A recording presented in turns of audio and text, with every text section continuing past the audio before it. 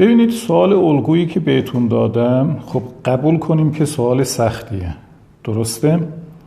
ولی ما میخوایم این سوال رو حل کنیم. چه شکلی باید روی سوال فکر کنیمش مهمه. من روی سوال رو یه قسمتش رو میخونم، دقت کنید. گفتم عدد 7731 رو در نظر بگیرید. خب وقتی که من میخوام سوال رو حل کنم باید با خودم فکر کنم، بگم که این 7731 چه ارتباطی میتونه با این الگو داشته باشه. خب روش فکر میکنم.